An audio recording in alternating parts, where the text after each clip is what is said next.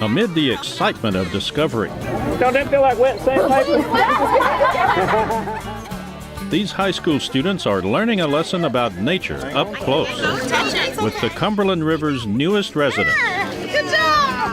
Some of them, I think, have great trepidation and they're still going to do it. Some others are just excited as can be and then looking forward to touching a 2-foot-long lake sturgeon. Others are going there, yeah, I don't have to, do I? Oh, yeah, it's a good sign from there now. It's a memorable day for them, for sure. They'll remember this their whole lives. Lake sturgeon have a way of doing that to people. Besides their unique look, they can live over 100 years, grow to 8 feet or more, weigh hundreds of pounds, and travel long distances. The idea that this fish can come back, it can stay in the river system that it used to be so prominent in, occupy a niche that obviously has been void for some time.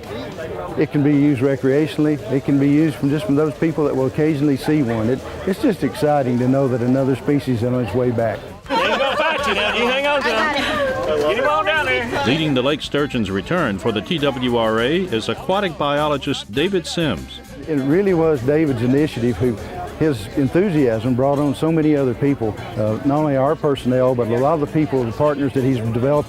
It's a story that begins months ago and miles away.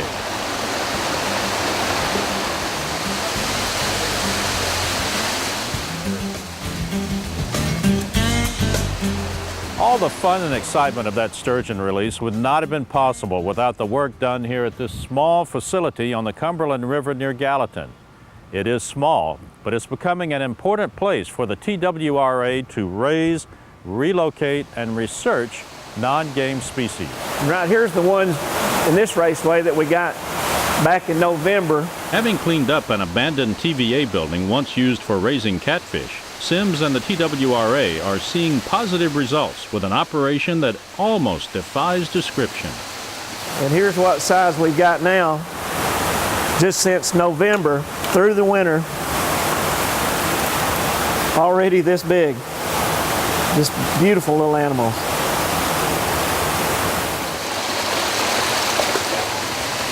We're using raw water coming straight in from the Cumberland River, and they just took off. Everybody's been pretty amazed at the growth we've got. Officially, it isn't a hatchery, but it's nurturing some important aquatic species. You can sort of say you can't even hardly see them. They've already dug down in there and hidden in there pretty good. Including several varieties of mussels, along with the lake sturgeon. Not very many states anywhere has a facility like we're trying to do here with it, just to be dealing with non-game species. With high hopes for the future. One of the goals that I was hoping to set is that maybe within, say, 15 years, we can delist two or three species off the endangered species list in Tennessee. That's a noble cause that will take years in the case of lake sturgeon.